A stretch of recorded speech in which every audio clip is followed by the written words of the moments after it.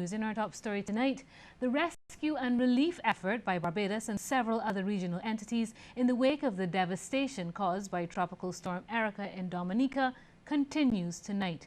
Ryan Broom is with the Barbados contingent in Roseau, and he gives us an update.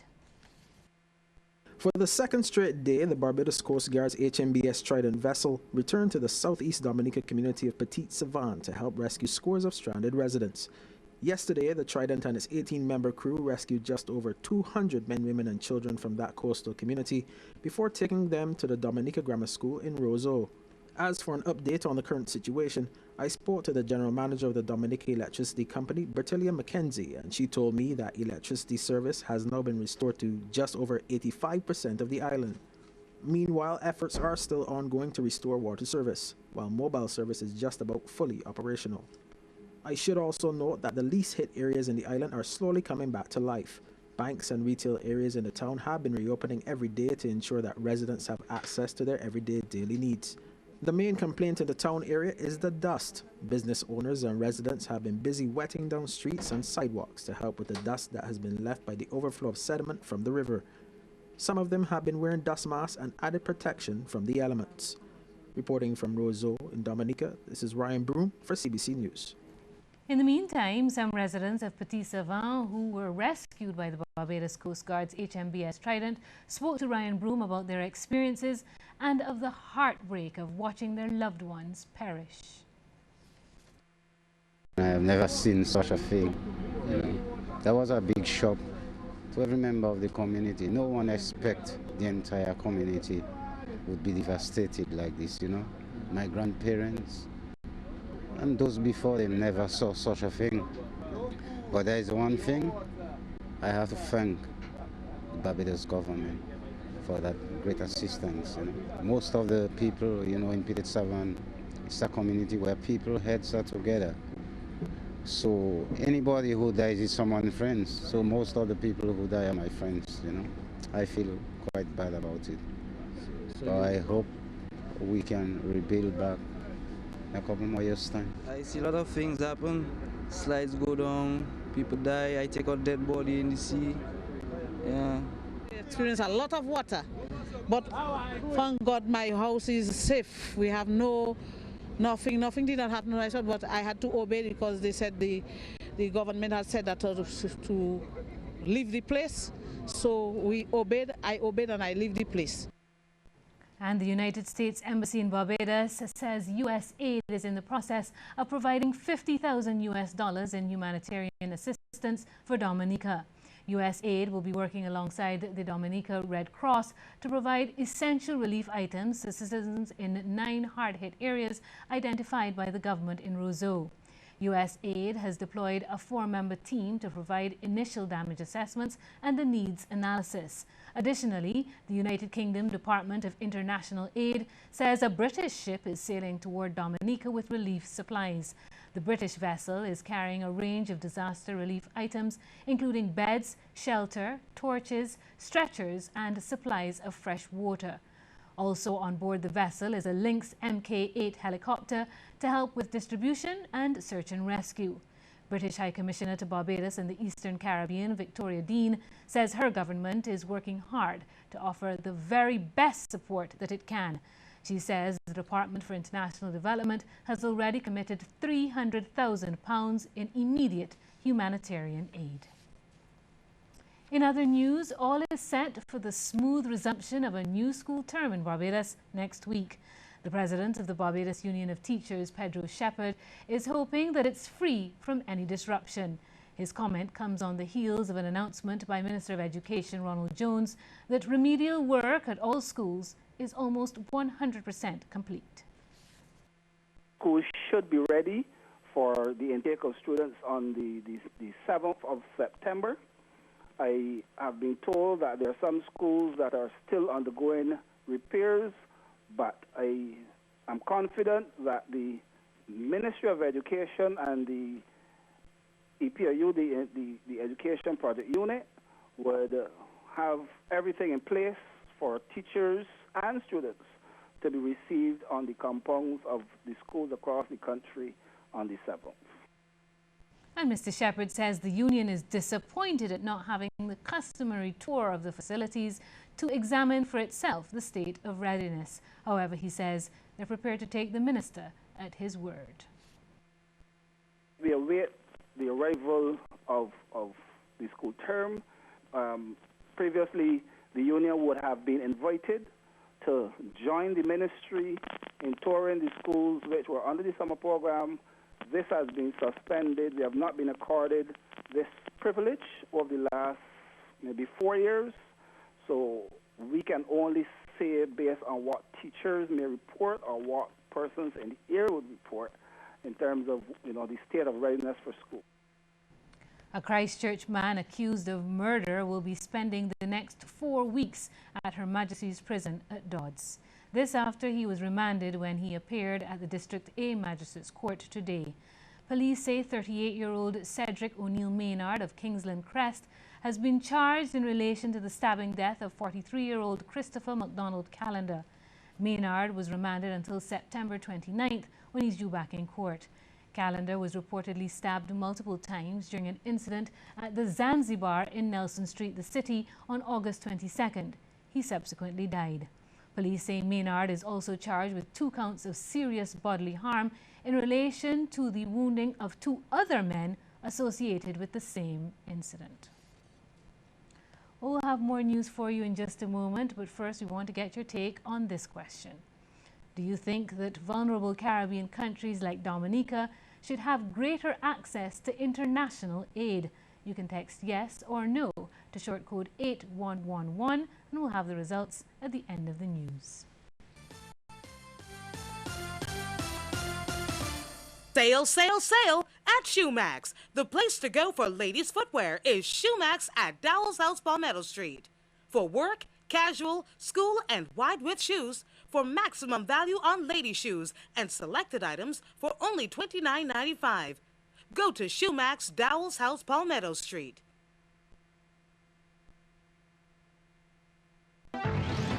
Community Files. Do you or any of your relatives have memories of Hurricane Janet in 1955?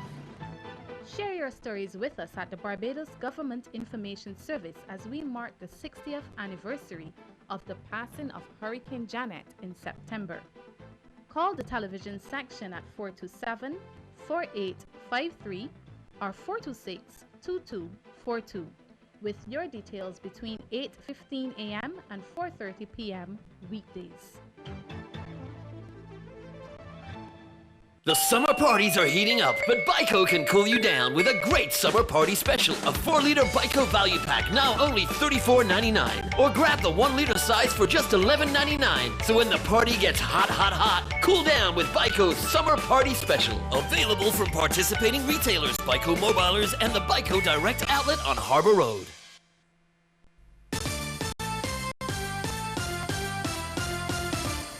Two local businesses, one a cafe and the other a preschool and nursery, like the Phoenix, have risen from the ashes after a fire struck the two on 2 separate days this year.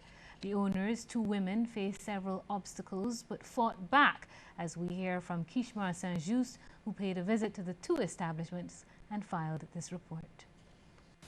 Thank you. Business is back for the Rose of Sharon Cafe, but at a new, bigger location. Fire destroyed its 10th Avenue Belleville kitchen last month, but owner Sharon Knight wasn't about to give up on her dream. It has been very challenging. It has been tough because the business isn't even a year yet. I opened October 13th last year on that location, and I would have worked hard at building relationships with your customers, trying to find out their needs, meeting their needs, and not only providing a food service, more like providing relationships, being there for people, because people are at work every day, they're stressed, they have family situations, work-related situations, and they just come away to get away. To ensure her cafe survived, Miss Knight resorted to delivering breakfast and lunch, prepared from home as she looked for a new site for her business. I asked everybody that was supporting me to look around, to ask around. I will be doing it from my end, and I continue to do breakfast deliveries on mornings. I would take the orders the day before, and I would come out and I would do that personalized delivery service. In doing that, it helped me keep my customers as well as keep the relationship open to let them know I've opened a business, I've started a business, and I'm not going anywhere. A new location was acquired nearby along Pine Road, and it's already a hit. Customer Roseanne Morris says Rose of Sharon is a welcome addition to Belleville. And we really don't have much to go by when it comes to breakfast and lunch. We have like food vans passing through, but they don't always, people come, but people don't stay. So when Rose moved into Belleville, Rose of Sharon moved into Belleville, we were glad to have a breakfast venue we can go to. We can have a lunch venue we can go to. Then a little mishap with the fire, that was a little setback, but when Rose said, okay, we're going to work with this and see if we can find some places that we can go, and she actually came here, which is a nicer venue. The atmosphere is better. We all decided, you know what, we're going to stick with Rose. Over at Codrington Hill, St. Michael, this is what remained of the Deep Pearl Daycare and Preschool after the June 30th blaze. Fast forward to the present day. See the transformation? Now, despite the many sleepless nights, owner the Pearl Nurse Warrell says she had to rebuild. The support of her clientele and staff kept her strong, along with her trust in Jehovah. The rebuilding effort has been difficult in terms of finance at the initial stage.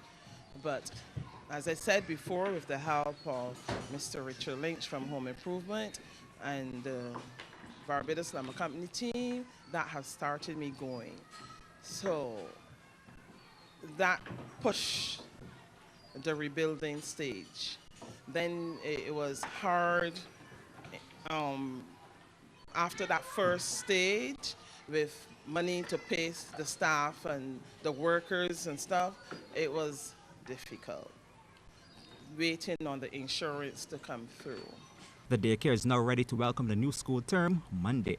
The two businesswomen are offering some advice to other entrepreneurs who may face similar hurdles. If something fails, you keep going. You have to have that will, you have to have that determination. But most importantly, you have to set your goals. Set your goals, strive, even if you have to set short-term goals and long-term goals, you have to set them, and then you work towards them, and then you can say, well, I did this, and then where I'm going to go forward is don't give up. It will be tough. Even though we will have a delay with the insurance, I beg in persons in Barbados, it's not going to be easy, but we need to have insurance. If we don't have that, at least we know that even it's going to take long, but it's something is there that we can look forward to.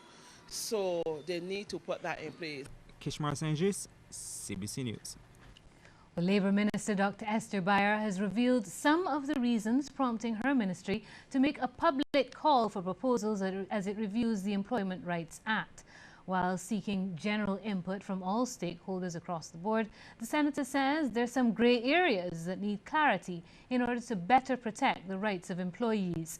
Dr. Bayer spoke about one of them that's been a challenge, especially for the local trade union movement in recent times. The process of consultation when a person is being terminated or disciplined, I think, also is included in there, where you're allowed to bring a third party. And the interpretation of that third party sometimes doesn't seem to fit what was initially intended. So that was one area that we thought some clarity and clarification was necessary. A few other minor things, but nothing major. I think by and large our workers are satisfied that these new provisions are useful for them. And the Labour Minister has expressed concern that some employers are still not complying with sections of the Act. We did say when we proclaimed the legislation, we had given a period, a grace period, if you will, for workers to come to meet those standards. I'm still understanding that a lot of workers do not yet have a statement of particulars, nor do they receive that pay slip, essentially, which is part of the legislation as well. It says you need to receive a statement that says what monies you got and what monies were deducted also. Still a number of people not having those provisions. Well, the University of the West Indies Cave Hill campus is welcoming far fewer students this new academic year. Principal and Pro-Vice Chancellor Professor Eudine Barateau says there has been a sharp decline in enrollment at the campus. This is due to the recent imposition of a fee structure. Professor Barateau made the revelation as she addressed the matriculation ceremony for new students held at the Roy Marshall Teaching Complex. As of today's date, the numbers reveal a total enrollment of 4,772 students. Graduate enrollment has plummeted from 1,285 students 2 years ago to 266 at today's date, an almost 85% decline. Undergraduate numbers are now 4,516 students. As a society, we cannot afford to have a large section of a generation of young women and men without access to a university education. Professor Barato would like to see a review of the fee structure by government, stressing the effect of the policy has been dramatic.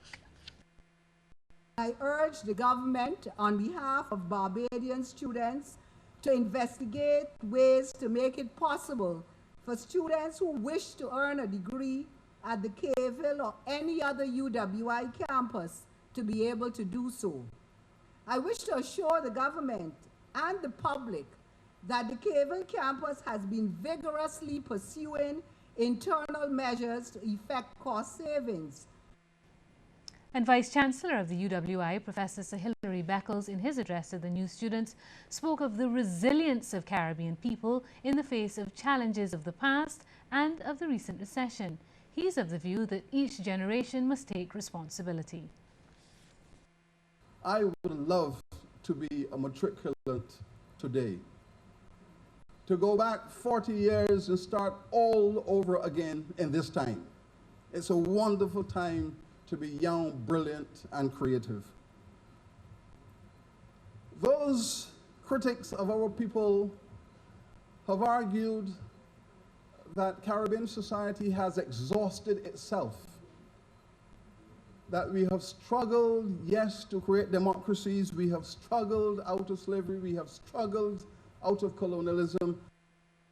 Still to come, we'll look at some of the stories making headlines across our region. But first, a reminder that we want to hear from you on this question. Do you think that vulnerable Caribbean countries like Dominica should have greater access to international aid?